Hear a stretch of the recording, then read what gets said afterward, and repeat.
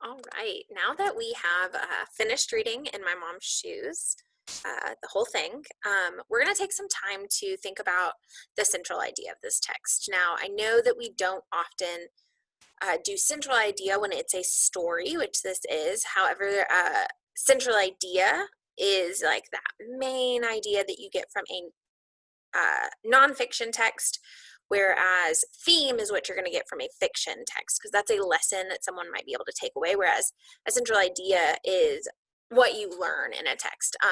In My Mom's Shoes is a memoir, so it is considered narrative nonfiction, so it is a story, but it's also true. So we're going to get a central idea or main idea from it.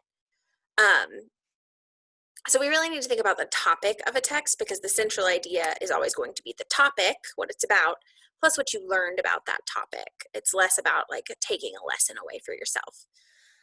So a lot of times the topic of a text is in the title, which the text's title is In My Mom's Shoes. But in this text, we really need to think about what the title of the text is really about. Is it really about the mom's shoes? Yes, it is, but as we talked about with the when we did our close reads, the shoes are really a symbol for how the narrator connects to her mom and how the narrator is going through her grief. So I'm going to say that the topic of this text is really the narrator's grief, because that's what it's really about. So what I'm going to do is I'm going to share my screen with you, and we are going to work through the central idea of this text, and we're going to trace it through the text. So like I said, the central idea is going to be the topic and what you learned about it. So the topic is her grief. So we're going to look for evidence of her grief, and we're going to explain what that evidence shows us about her grief. So at the beginning of the text, it's just kind of this story about her getting these or seeing these shoes that her dad then says looks like her mom's shoes, and she talks about remembering her mom wearing her shoes, but she doesn't really talk about her response to it until she talks about her mom dying. And then she says, like, my dad still has these shoes, it's not surprising, but he's never given me anything of hers before, so that is surprising. And here's where we get the first glimpse of her grief, is in paragraph 9 here, where it says, this is the first and only time he's given me anything of hers. In the past, I've filched things without asking, which means she's stolen things without asking. And I think that gives us a glimpse into her grief right there.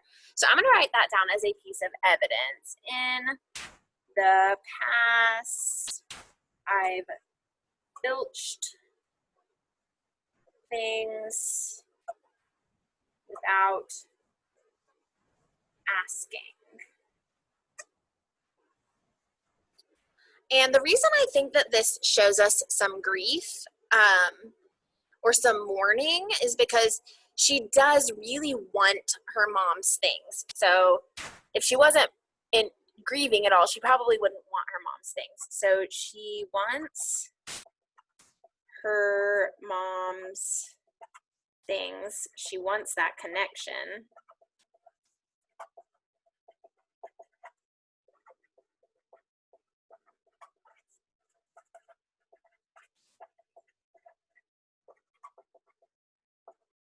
And I think it's interesting that she has never talked to her dad about it before. So that says maybe about her grief, but also maybe about her relationship with her dad. But also the fact that she was stealing things before tells us that the grief isn't so overpowering that she doesn't know what to do. So she's overcome enough grief that she's willing to do something for it. She's willing to take action. So she's not so mournful that she's paralyzed at this point.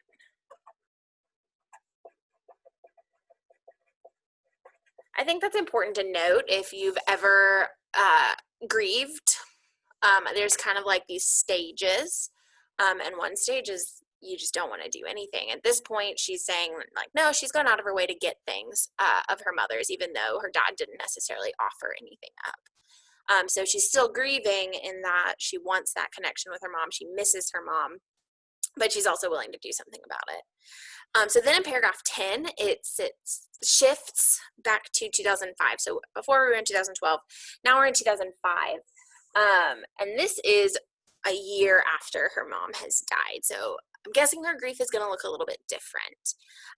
So she's with her therapist at this point, and she's rambling, she says, about a fight with her dad. And she says, I was crying. I can't remember what started the tears, just that I was upset and flailing around in the seat. The safety belt is straitjacket. Don't you miss her? Don't you miss mommy? I shouted at him as he wheeled through a turn. Okay, so I think that this is very clearly about her grief.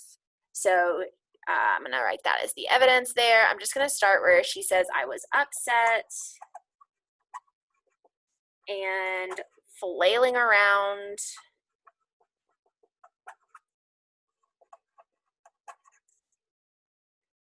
in the seat, blah, blah, blah. Don't you miss her? Ugh, I always forget to write the paragraph number. This one was paragraph 9. Okay, this one is paragraph 10. So what this shows us about her grief. So her grief is fresh here. We know that because her mom has only been dead a year. And she said that earlier.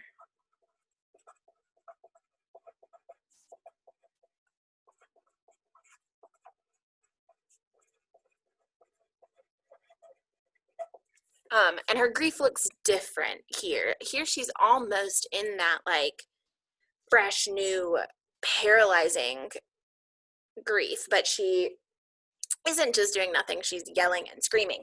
She's at a stage of grief, at a really angry stage, right? She's angry at her dad. She's at an angry stage. She wants to see his grief.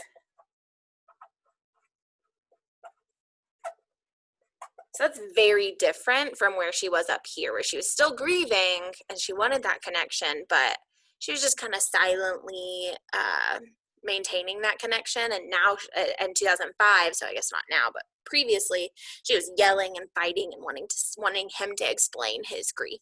So it's very different. So what I want you guys to do now is go ahead and find 2 to 3 more examples of the narrator's grief.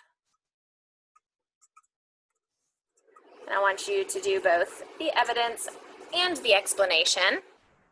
And then I want you to write what you think the central idea of this text is. Now remember, the central idea is the topic plus what you learned about the topic,